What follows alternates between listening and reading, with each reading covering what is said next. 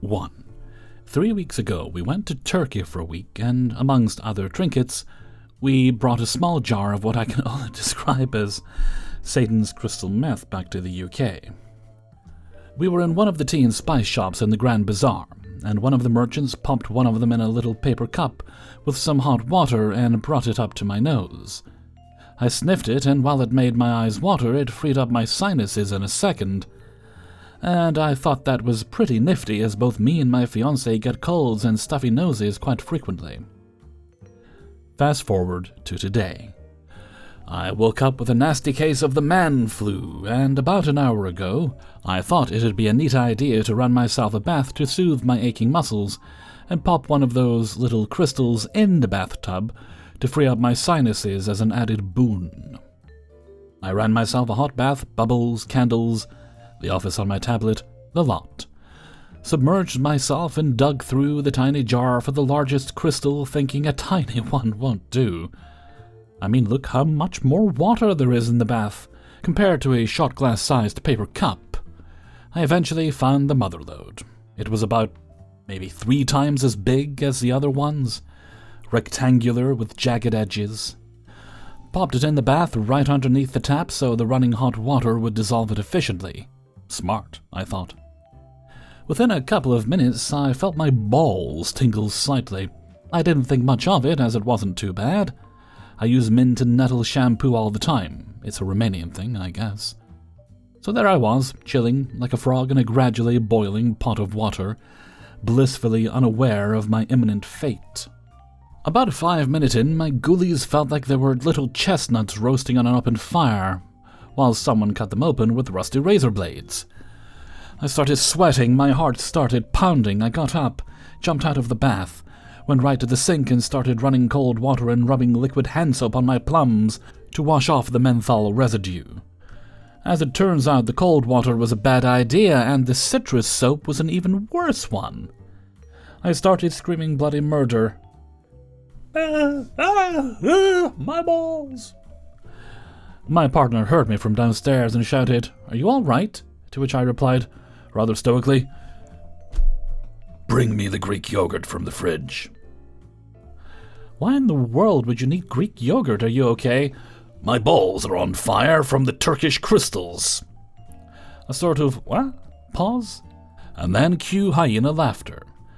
My partner is great and I love her to bits, but God forbid you stub your toe or fall off your bicycle around her. She finds small accidents very funny, and she's got this high-pitched, on an inhale laughter that sounds kind of like someone repeatedly swinging a squeaky metal door whilst mistreating a seagull. Please stop laughing and bring me the Greek yogurt from the fridge, please, I pleaded. Laughter, footsteps, fridge door breaking seal, more footsteps, and laughter. My dragon balls are about to summon Shenron, mind you. You have to understand that she laughs with her whole body, so when I heard very slow footsteps, laughter, and the banister creaking, I had to open the bathroom door to see her. That adorable swine, she's laughing so hard she's dragging herself up the stairs and stopping occasionally to bend over backwards with laughter. She finally gets to the top of the stairs. I try to ignore her stupid face and claw the Greek yogurt out of her tiny stupid hands. Just so you know, it's fat-free. I slam the door in her face and start scooping yogurt with my bare hands out of the 1 kilogram container, 2.2 pounds, and furiously rub it on my goodness gracious great balls of fire. Can I come in and watch? Can you screw off? Can I rub it on for you? I swear to God, babe.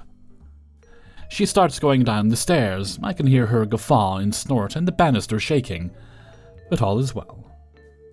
I mean, the bloody thing was fat-free, which probably wasn't ideal, but it was cold. So cold. Oh, it felt like when I was a child burning up with fever and my mum gently blowing on my forehead to cool me down just on my testicles. And I'm almost 30 now. This is weird. I don't know where I'm going with this. So here I am, writing this in sad bath after rigorously scrubbing it to make sure all of the menthol was gone.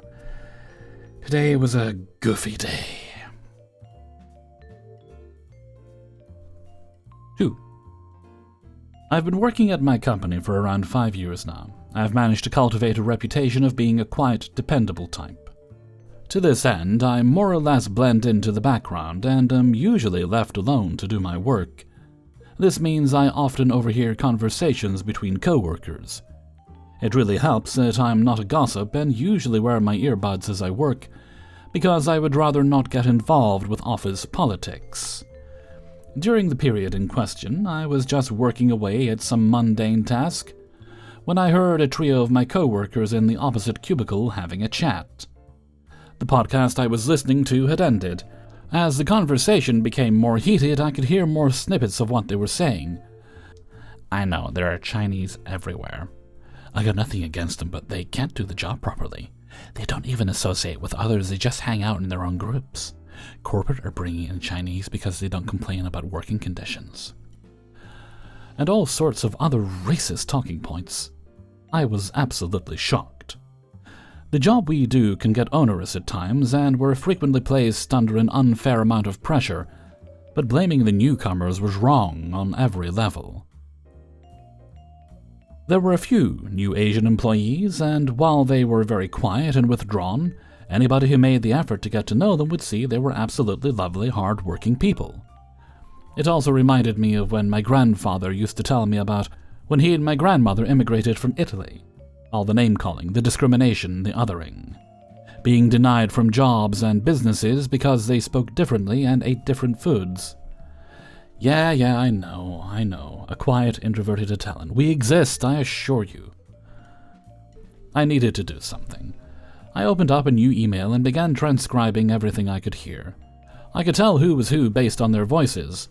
That was the saddest and most disappointing thing for me. I thought those three guys were the most decent people in the office. I had no idea they were racists. Once I had done this, I created a report in accordance with the company procedure, attached a copy of my transcript, then fired off a copy to everybody who I felt needed to know, our supervisor, our manager, HR. There was an option to report anonymously, but I didn't choose to do that. I wanted them to know that just because I'm white, I'm not their ally. A couple of days go by and nothing happens. I begin to think that nobody really cares. Then one morning, we log into our work computers to find an email sternly reminding us of our company's anti-discrimination policy, along with a message from our head exec stating in no uncertain terms how dimly he views racism in the workplace. A couple of days later, those aforementioned co-workers are nowhere to be seen. Then the scuttlebutt around the office began revolving around them. They had been stood down, investigations launched, meetings with upper management and HR.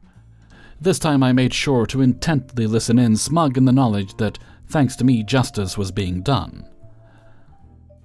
Then one late morning I'm asked to report to my manager's office. While I don't expect a reward for just doing my job as a human being, I have to admit I was kind of expecting a pat on the back, just an acknowledgement from my higher-ups about how I had the moral courage to defend others. Well, here's where the screw-up part begins.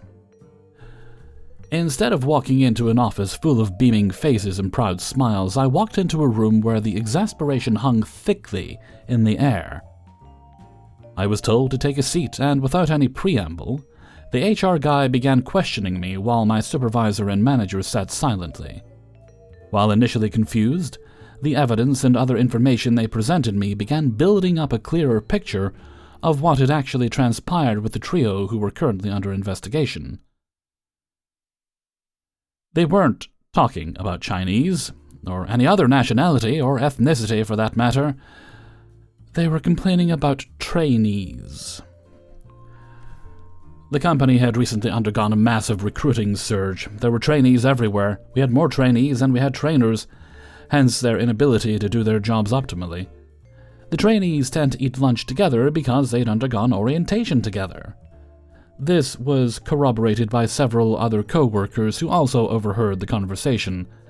This was further reinforced by an email one of the accused had sent to his supervisor a week or so before the alleged incident, expressing his concerns about the number of trainees they had taken on. My 3 colleagues, I was told, would not be facing any consequences, nor would I, because what I did was done with good intentions. But since I had declined to remain anonymous, they were told of my part in all this. I approached them individually and apologized. Two of them were cool about it. One of them was still sullen that I thought he could be racist. Hadn't I seen all those pictures of his Asian wife and their biracial children he has adorning his cubicle? Strangely enough, it was one of those Asian co-workers who was the most aggrieved. He stated quite forcefully that as a Thai, he certainly didn't appreciate being associated with the Chinese.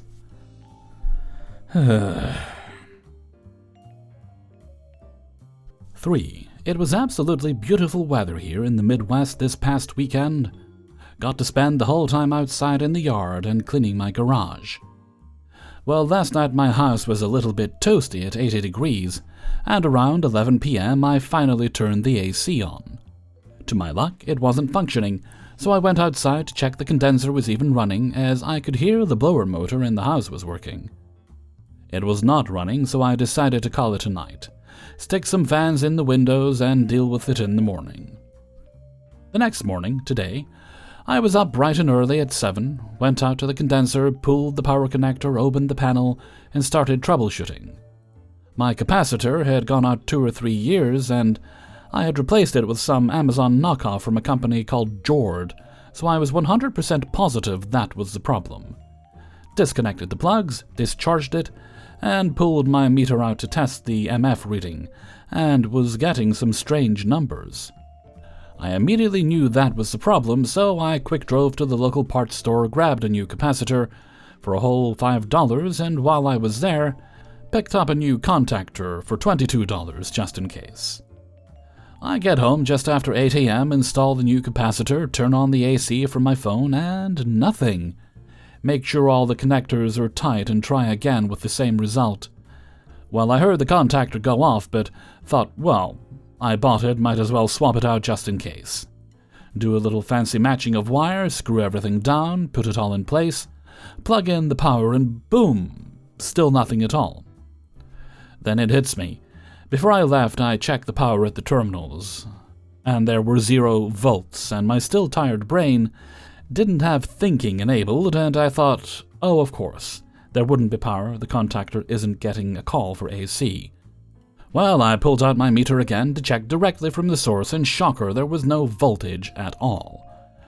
I shamefully lowered my head, walked to my basement where the breaker panel is, opened it up, found my 220-volt AC breaker that goes to my condenser, and to what was now no shock to me, it was tripped. After flipping it back on, the AC immediately came to life, and my wife will now be happy she's not sweating all day. On the bright side, my unit's got some new parts, and I hopefully shouldn't have to replace them again anytime soon. 4. I have 2 cats, Celine and Apollo. I adopted Celine when I found her and her 3 siblings and mama living in a drain near my house. She is a beautiful silver tabby, and she is exceptionally smart. I have had to put child-proof locks in my cupboard to prevent her from opening them and eating everything in sight. She has learned how to unlock and open various doors and windows in my house. She has worked out what button to press on my laptop to turn it off if I'm not paying enough attention to her. Apollo is from a shelter. He is orange. He is the most affectionate cat you'll ever meet, but he's dumb as rocks. Neither cat is allowed outside, but Celine will sometimes find ways to sneak out. When that happens, I'm not too worried because she's lived outside for a while and is smart enough to stay safe outside until I can encourage her back in. My main concern with her being outside is the impact on the local wildlife population. However, when I saw Apollo sitting in my garden, I panicked. Apollo has never been outside, and I don't even think I could trust him not to wander onto a road to try to make friends with a car. I set about immediately trying to lure Apollo into the house with food and promises of chin scratches. He approached very cautiously, which made me sad, thinking he must be terrified in this unfamiliar outdoor environment. I even had to put the food down and back away from it to get him inside. I immediately went outside and closed the door to go and look for Celine, assuming that she had opened the window and Apollo had followed her out. And that's when I saw Apollo and Celine inside, fast asleep on a windowsill together. For the first time in this entire situation, I went and put my goddamn glasses on. The cat I had lured inside looks very similar to Apollo, but is not Apollo. He was very nervous, very confused. but apparently very hungry because he has scarfed down 2 bowls of food and a slice of cheese. I have shut him in the laundry room for now and have booked an appointment with our vet to check for a microchip. Upon visiting the vet, I learned that our visitor is not microchipped, not desexed, and also not a boy. She's fairly healthy as far as the vet could tell, but they're doing some tests to make sure. I'm going to do my due diligence in trying to find out if she has a family, but if not, she has one right here. I'm strongly considering the name Artemis, who in Greek mythology is the twin of Apollo. 5. This happened a while ago. A little context. My dad built a vet clinic from the ground up. Because he was the sole owner at this time, he could hire anyone he wanted. To give my sister and I some experience in the professional workforce, he paid us under the table to work for him. I was around 15 when this happened, and I was working a receptionist position. I hadn't worked there long, maybe a month, but I had been trained on most of the basics. I still, however, needed a lot of help for most things, and I wasn't really supposed to be left alone. One quiet summer afternoon, I was manning the front of the office as usual with my coworker. We were pretty slow that day, so we sent a few vet techs home and were technically understaffed. Suddenly, my coworker was called into the back treatment area to help with a difficult blood draw on a cat. This was typical, as she was very experienced, and again, we were short-handed. Even if a client came in, I was trained enough to handle check-ins, check-outs, and basic medication refills, so everything would be okay. Today, however, in a stroke of horrible luck, an unusual client happened to walk in, right as she rushed to treatment. As soon as the client caught my attention, I noticed that he didn't bring an animal, and he was in a police uniform. People run errands here all the time, but this struck me as an odd time because it seemed too late in the day for a lunch break, but also too early to be off the clock. Once the officer reached my desk, he said in a low voice, "I'm here for the remains of Tank." Between the strange time, the uniform, the discreet tone, and the phrasing, I assumed he was animal control coming to pick up a cadaver for testing. This was further reinforced by the fact that I had heard a rumor about a couple of dogs going into precautionary rabies quarantine last week after an incident with a bat. All of this culminated with me leading the man past the exam rooms, through treatment, past my coworkers, past my own father, into the back rooms with the freezer. Everyone was dead silent, and the suspense was so heavy it felt oppressive. Once the officer and I got to the room, we both just looked at the freezer without saying a word. The silence was deafening. I said something along the lines of, "Well, this is it," and he said nothing back. I reached towards the freezer and tugged at the lid. I slowly lifted it up to reveal nothing. This led to further confusion on both ends. I finally turned to him and asked if Tank was cremated or intact, and he told me that he paid for cremation services at the time of euthanasia last week. It finally dawned on me that Tank was not, in fact, a biohazard, but instead a treasured family member, and that this man was not animal control, but a grieving cop who just wanted to pick up his friend's ashes. I let him back as quickly as possible past my coworkers and father to reception and asked the coworker who trained me where the ashes were kept. She showed me that they were in the reception area the whole time. I died inside as the officer quietly thanked me for my help, while tears streamed down his face. Hey everybody, Hellfreezer here, and thank you very much for listening to Embarrassing Stories, episode 103. And thank you very much to everybody who allowed me to use and sent in stories for use in this video. Before you go, please do poke the like button and share the video with friends and family. If you'd like to get early access to these videos, you get them on the Monday, then you can support me on my Patreon page, which is linked in the description, for as little as $1 or more if you wish, a month. You'll also find a link to the Hellfreezer merchandise store on Teespring. And we also have a Discord, which is linked there if you'd like to join us. And if you really enjoyed today's video, why not leave a tip? You can do that by clicking on the heart with a $sign underneath the video. And none of that is ever required, but I very much appreciate it if you choose to do so. Okay, no other business today, so let's move right along to Hellfreezer's question of the day. And today's question is, What is your favorite fruit-flavored thing that doesn't actually have any fruit in it? For me, it's something called foamy bananas, and it's basically full of sugar, but it's got that artificial banana flavor in it. I don't indulge in them too often because, as I say, they're mostly sugar. The only other thing I could mention, and I don't think there's any fruit in it because I have a very mild allergy to kiwi, is an energy drink called Relentless. It's apple and kiwi flavor, and it has no negative effect on me whatsoever. Like I say, if I've had actual kiwi, it would kind of like make my throat be all tingly and irritated for a couple of days. And I'm fine with that. So those are mine. Why don't you let me know what you think in a comment below. And before we go, we'll have the answer of the day from a previous video. And today's answer comes from Embarrassing Stories 102. And I think this was in relation to the oldest item of furniture or something you own in your home. And today's answer comes from Kitty Rowe. I think that I have a lot of old stuff in my home. I like how old things still work even when they are 60 or so years old, like my alarm clock. It's not digital. The individual numbers flip kind of like a flip book. I'm sure it has a proper name, and I could probably look it up, but I just don't want to. Thank you for your answer, Kitty Rowe.